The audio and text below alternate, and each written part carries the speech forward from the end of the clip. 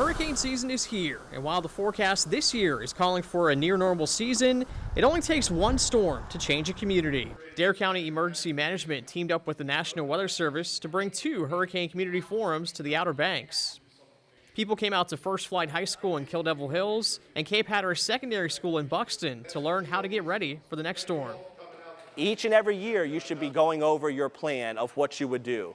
Each and every year, you should be looking at your checklist because it does just take one storm to make a huge impact. We'll give you a most likely scenario when tropical storm force winds are going to arrive, 39 miles per hour. That's when you should be done your preparations. So more and more we're doing graphics like these. So we'll say sometime Thursday morning, sometime Friday evening to give you a general time when the winds will pick up instead of focusing in on, because again, the storm is not a point, it's hundreds of miles across, and you can have strong winds, 6, 12 hours before it even arrives. Hayden added that many tend to focus on the track of a storm, but people far away from the center can also feel the storm's effects. The impacts of a hurricane do not occur at just a point. When Florence hit Wrightsville Beach, we saw impacts in New Bern and Charlotte and toward the mountains of North Carolina. If you're anywhere near the vicinity of that, you'll have to concern yourself with impacts.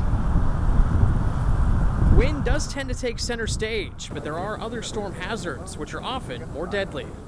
What do we usually focus on? Is it a 1? Is it a 2? Is it a 3? That's only wind related, and that accounts for less than 10% of the deaths. But it's more likely you're going to lose your life because of the water. And where we live, storm surge. 50% of deaths are due to storm surge. When you add in rain, freshwater flooding, flash flooding, river flooding, 80% of deaths are due to water. And many of those deaths come after the storm makes landfall.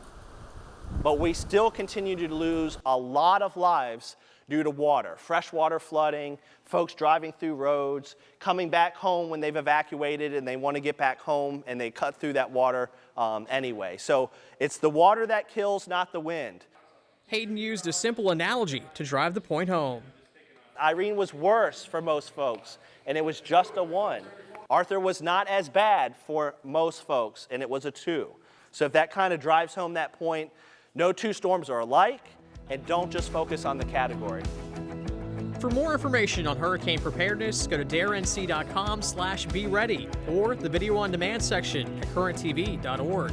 You can also text Join Dare Emergency Alerts to 30890 to sign up for emergency alerts from Dare County Emergency Management.